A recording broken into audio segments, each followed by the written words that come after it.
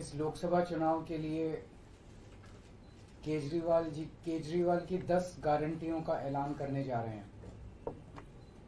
मैं समझ सकता हूं कि आप लोग कहेंगे कि चुनाव तो शुरू हो चुके हैं, बहुत लेट है, हम मानते हैं, लेकिन मेरी गिरफ्तारी की वजह से इसमें थोड़ी सी देरी हुई है। अभी भी कई चरण चुनावों के बाकी हैं। वैसे तो ये गारंटियां केजरीवाल की गारंटी के नाम से जारी की जा रही हैं। मैंने अपने इंडिया गठबंधन के दूसरे साथियों से इसके बारे में अभी चर्चा नहीं की है,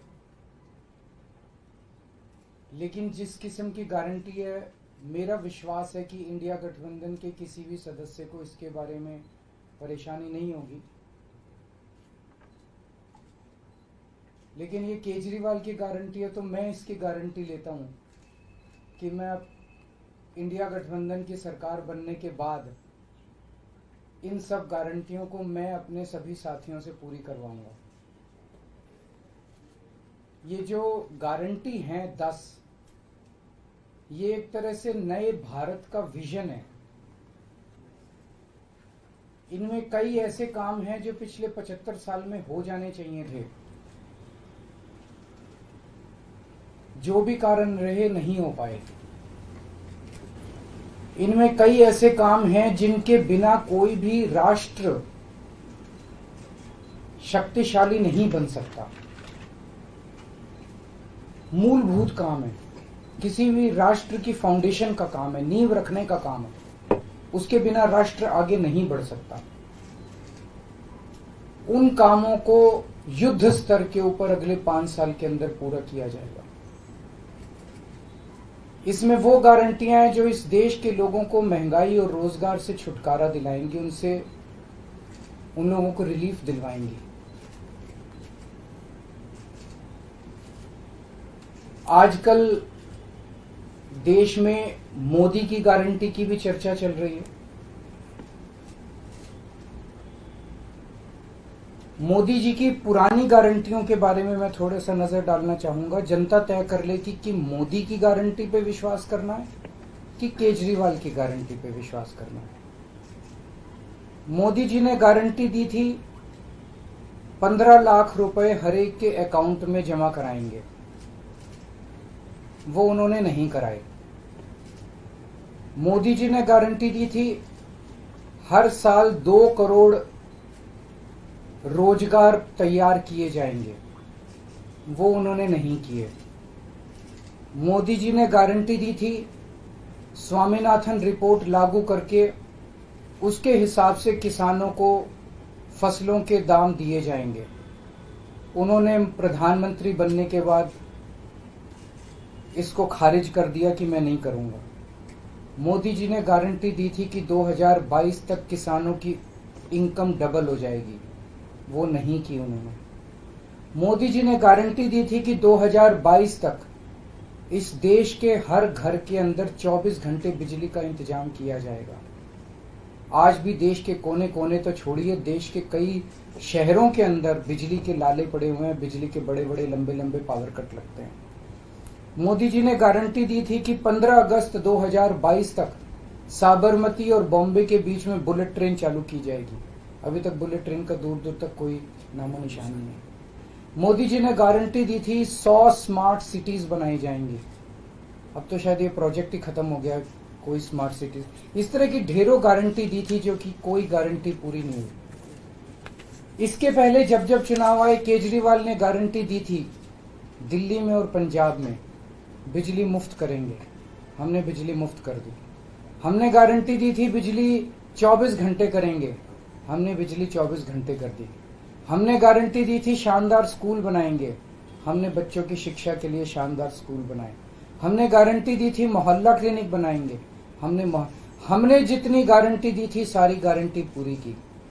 तो एक तरफ है मोदी की गारंटी, एक तरफ है केजरीवाल की गारंटी। मोदी की गारंटी का हम देख चुके हैं कि मोदी की गारंटी यकीन करने का लायक नहीं है। और अब तो अगली साल चूंकि मोदी जी रिटायर होंगे, तो उनकी रिटायरमेंट के बाद मोदी की गारंटी कौन पूरी करेगा, इसका भी कोई वो नहीं है। और केजरीवाल की गारंटी, केजरीवाल यही है, कहीं नहीं जा रहा। तो केजरीवाल की गारंटी पूरी करने की गारंटी केजरीवाल लेता है। 10 गारंटी क्या है मैं एक एक करके बताता हूं।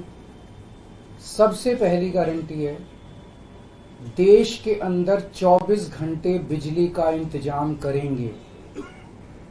कैसे करेंगे? हमारे देश में 3 लाख मेगावाट बिजली प्रोड्यूस करने की क्षमता है, कैपेसिटी है।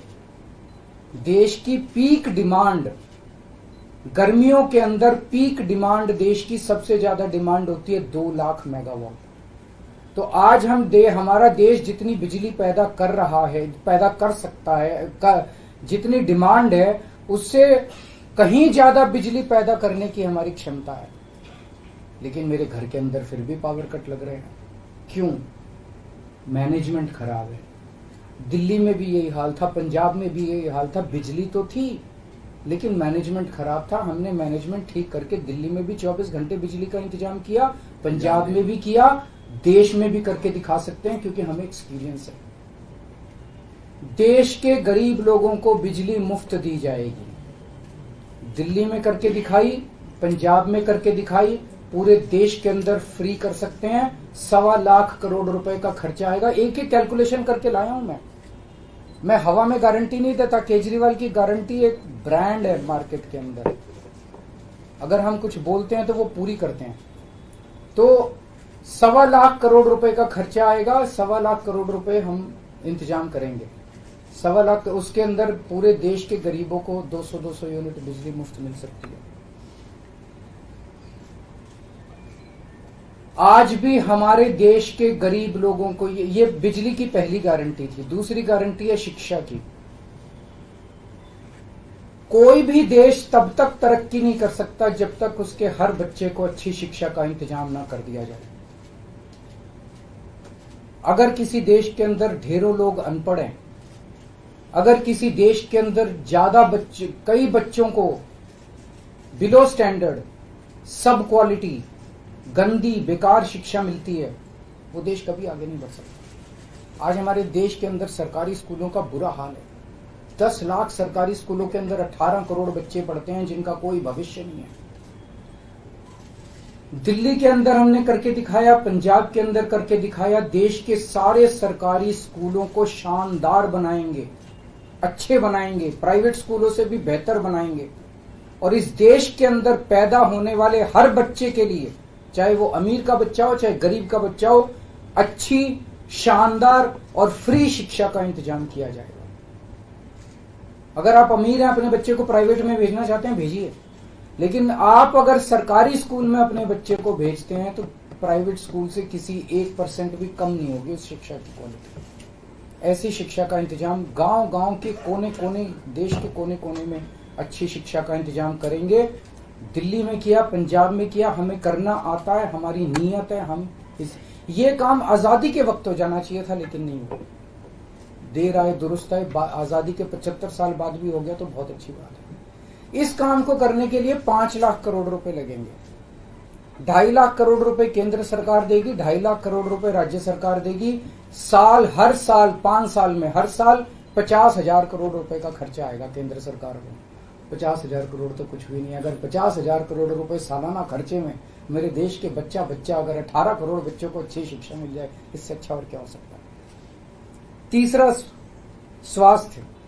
अगर मेरे देश की जनता स्वस्थ होगी, बीमारी नहीं होगी, तो देश तरक्की करेगा। पढ़ी लिखी जनता होगी, स्वस्थ जनता होगी, तो ये 140 करोड़ लोग ही तो इस देश को आगे ले जाएंगे। कोई एक प्रधानमंत्री थोड़ी देश को आगे ले जाता है, जनता आगे ले जाती है।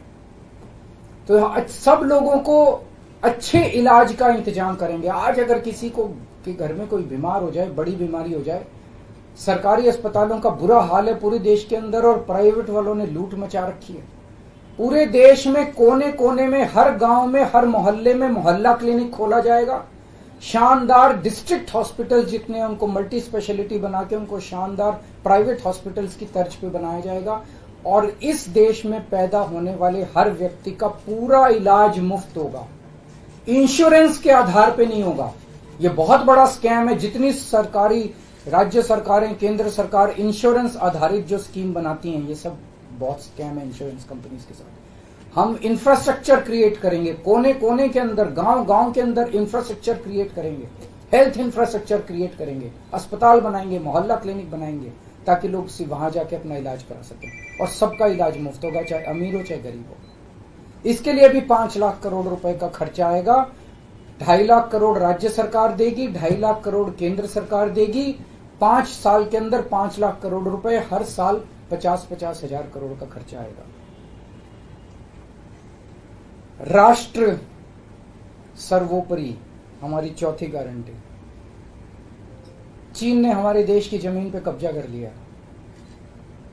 हमारी केंद्र सरकार से जब भी पूछा जाए वो कहते हैं कोई नहीं आया, कुछ नहीं हुआ। सब जानते हैं, पूरी दुनिया जानती है, सैटेलाइट का जमाना है, सबके पास तस्वीरें हैं कि किस तरह से चीन ने हमारी सरजमी के ऊपर घुस के और उसके हमारी जमीन के ऊपर कब्जा कर लिया। जुठलाने से समस्या का समाधान नहीं होगा, लोगों से छुपाने से समस्या का समाधान नहीं होगा। हमारे देश की सेना के अंदर बहुत ताकत है।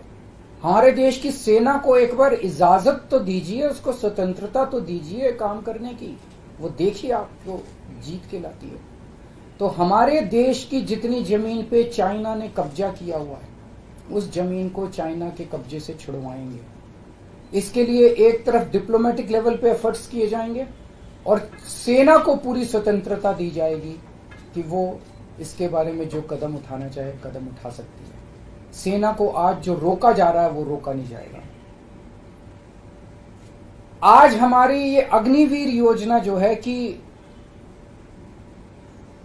हमारे युवाओं को फौज में भर्ती करके 4 साल के बाद निकाल दिया जाता है। लोगों की एक ओनरशिप नहीं बनती। 4 साल के बाद अगर आप निकाल देंगे तो एक तरह से हम सेना को सबसे कटिंग एज लेवल के ऊपर हम कमजोर कर रहे हैं। ये अग्निवीर योजना सेना के लिए भी बहुत हानिकारक है और जो बच्चे युवा हमारे अग्निवीर बन के जा रहे हैं वो लोग भी बहुत त्रस्त हैं। अग्निवीर योजना को बंद किया जाएगा। जितने बच्चों को अभी तक अग्निवीर में शामिल किया जाए उनको पक्का डिक्लेयर किया जाएगा। उनको पक्का राष्ट्रीय सम्मान भी नहीं मिलता संस्कार के समय, तो उनको पक्का किया जाएगा, उनको पक्का डिक्लेयर किया जाएगा।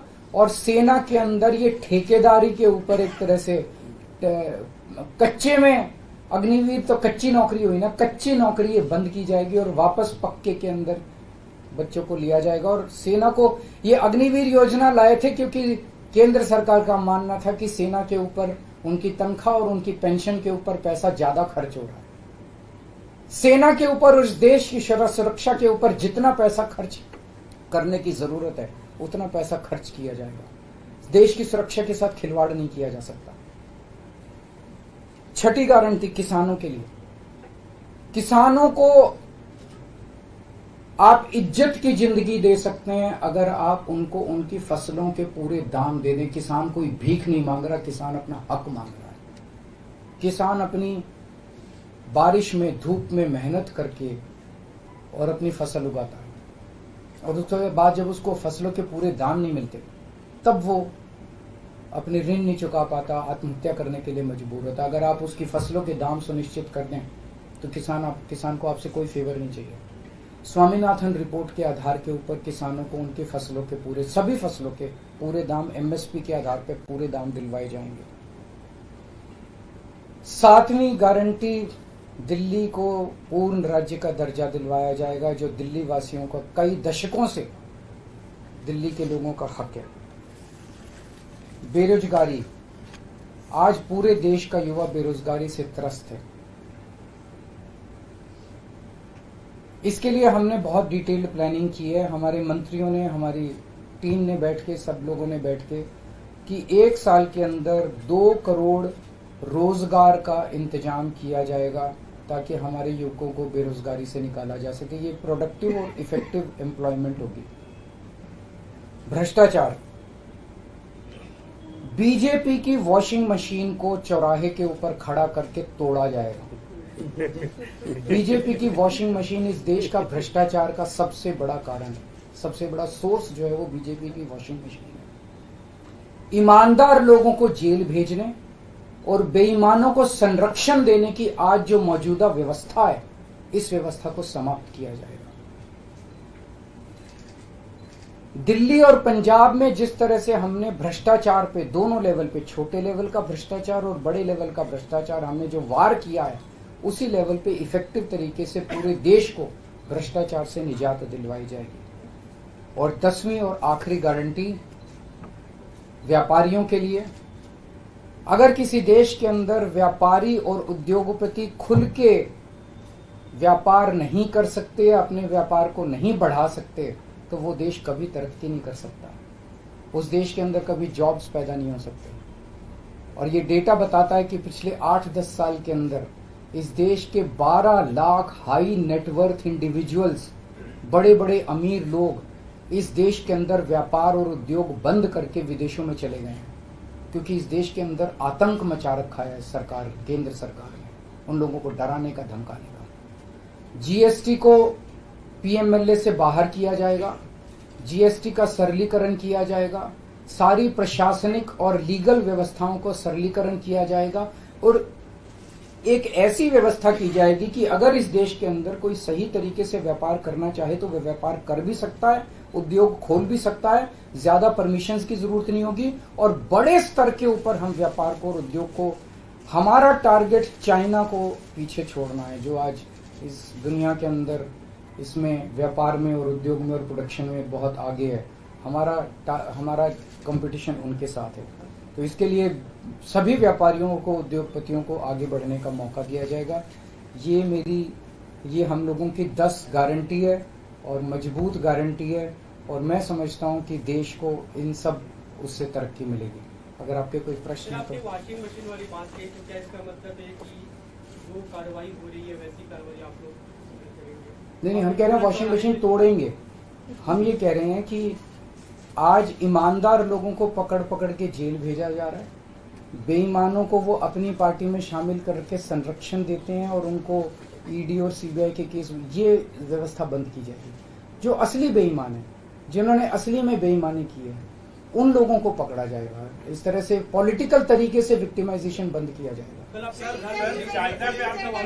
प्रधानमंत्री की उम्र को लेकर जो बात की, उसमें गृह मंत्री का बयान है, उन्होंने कहा कि जो भाजपा के कानून में ऐसी बात नहीं लिखी हुई है और देश भर के लोग चाहते हैं उत्तर से दक्षिण तक कि नरेंद्र मोदी प्रधानमंत्री। देखिए, कल मैंने बोला था कि मैंने क्या बोला था, 2014 में प्रधानमंत्री जी ने खुद ने कानून बनाया था, अपने नियम बनाए थे बीजेपी के लिए कि 75 साल की उम्र होने पे भारतीय जनता पार्टी के अंदर उनको कोई भारतीय जनता पार्टी अपने किसी भी नेता को किसी तरह की कोई जिम्मेदारी नहीं देगी और उनको रिटायर किया जाएगा। उस नियम के आधार पे आडवाणी जी को रिटायर किया गया, मुरली मनोहर जोशी जी को रिटायर किया गया, सुमित्रा महाजन जी को रिटायर किया गया, यशवंत सिन्हा जी को रिटायर किया गया, रीता बहुगुणा जोशी जी को रिटायर किया गया, संतोष गंगवार जी को, कई लोगों को रिटायर किया गया, यशवंत सिन्हा जी को रिटायर किया गया। तो कल जब मैंने कहा कि उस नियम के हिसाब से 17 सितंबर 2025 यानी कि अगले साल प्रधानमंत्री जी जब 75 साल के हो जाएंगे तो वो भी रिटायर हो जाएंगे। जब मैंने ऐसे कहा तो कल मैंने देखा कि बीजेपी के बहुत सारे नेताओं ने ये कहा कि वो नियम 75 साल वाला मोदी जी के ऊपर लागू नहीं होता। तो मैं समझता हूं कि जब भी ऐसा कुछ होता है, जब किसी पार्टी के सबसे बड़े नेता के ऊपर कोई टिप्पणी की जाती है तो जाहिर तौर पे उनकी पार्टी के लोग उनको उनके समर्थन में बोलते हैं। लेकिन मैं समझता हूं कि प्रधानमंत्री जी ने कुछ नहीं बोला। अभी उनकी पार्टी के नेता कह रहे हैं कि नहीं, हम उनको रिटायर नहीं होने देंगे, ये उनकी भावना है, उनके पार्टी के नेताओं की भावना है। प्रधानमंत्री जी ने जो नियम बनाया जिसके तहत आडवाणी जी को रिटायर किया गया, मैं समझता हूं कि प्रधानमंत्री जी किसी भी हालत में उस नियम को अपने ऊपर लागू होने से नहीं रोकेंगे। वो ऐसा नहीं कहेंगे कि उस जिस नियम में आडवाणी जी रिटायर हुए मैं उस नियम पे अपने ऊपर नहीं, या तो प्रधानमंत्री जी कह दें कि वो नियम अब मेरे ऊपर लागू नहीं होगा, आडवाणी जी के लिए बनाया था वो, या तो वो कह दें। लेकिन मैं नहीं समझता कि प्रधानमंत्री जी ऐसा कहेंगे। तो जाहिर तौर पे बाकी नेता सारे सपोर्ट कर रहे हैं उनको, लेकिन प्रधानमंत्री जी तो रिटायर होंगे। वो ऐसा, मेरी गुजारिश ये है कि प्रधानमंत्री जी ये बता दें कि उनका सक्सेसर कौन होगा, नहीं तो आपस में मारकाट मचेगी उनके अंदर। दूसरी चीज, एक और चीज है, कल मैंने जो कहा कि वन लीडर वन नेशन का जो वन नेशन वन लीडर का जो उनका वो आइडिया चल रहा है, उसके तहत एक तरफ वो विपक्ष के सारे नेताओं को जेल भेज रहे हैं और अपनी सारी पार्टी के सारे नेताओं की राजनीति खत्म कर रहे हैं। शिवराज सिंह चौहान जी की वसुंधरा राजे की डॉक्टर रमन सिंह को राजनीति से गायब खत्म कर दिया, खट्टर साहब को कर दिया। और अब जब मैंने जनता से पूछा, सारी जनता बोली योगी जी का अगला नंबर है। तो कल इनकी पार्टी के सारे नेताओं ने मोदी जी के लिए तो कहा कि मोदी जी पे 75 साल वाला लागू नहीं होगा, लेकिन एक भी नेता ने ये नहीं कहा कि योगी जी को नहीं हटाया जाएगा। तो एक तो ये पक्की हो गई पिछले 24 घंटे में बात कि अगले 2 महीने के अंदर योगी जी को उत्तर प्रदेश के सीएम से हटाया जा रहा है। इस देश के बच्चे बच्चे की जुबान पे ये था कि योगी जी को अगले 2 महीने में चुनाव जीतते ये लोग हटाएंगे। तो ये बात तो कल पक्की होगी कि योगी जी को हटाया जा रहा है। सर, आपने अक्साई सिंह का नाम लिया पर पीओके का नाम नहीं लिया। पीओके पे क्या रणनीति रहेगी हमारी? बिल्कुल, वो इसका हिस्सा है, भारत का हिस्सा है, उसको भी वापस लेके रहेंगे। आप पीएम की गारंटी के सापेक्ष अपनी गारंटी लाए हैं, आपने अपने कुलीग से भी बात नहीं की। सबसे बात करके लाया हूं मैं। जो इंडिया अलायंस है आपको नहीं, मैं सहमत हूं, मैं उसके लिए माफी मांगता हूं। मैं इंडिया अलायंस के सभी पार्टनर से, क्योंकि समय कम था, चुनाव आधा बीत चुका है, मैं माफी मांगता हूं उनसे। लेकिन मैं समझता हूं कि स्कूल खोलने पे, अस्पताल खोलने पे उनको आपत्ति नहीं होनी चाहिए। और मैं समझता हूं उनसे जब गारंटी है आपकी, तो क्या लगता है कि चुनाव बाद अगर इंडिया गठबंधन आता है तो आपकी पीएम पद के लिए ना, मैं पीएम पद में, लेकिन जो भी सरकार बनेगी उस सरकार से मैं करवा के लाऊंगा, मेरे पे भरोसा करो। Thank you. हाँ, एक गारंटी कर देते हैं।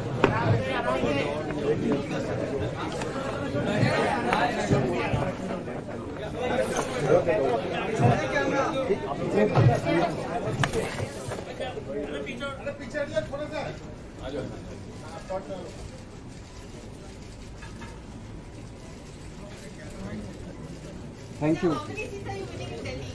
Or you're contesting 22 seats in all, so how many seats are you expecting to win? Delhi में सारी बीजेपी जितनी है, बीजेपी हारेगी सारी। जितनी है माहौल आप एक बार ही जाके देखो, आपको तो, आप तो सारे पत्रकार घूमते ही रहते हो। आज शाम को 2 जगह जा रहा हूँ, मोती नगर और दिल्ली से बाहर। अभी जो फिक्स हुआ है, क्या क्या है बता दो।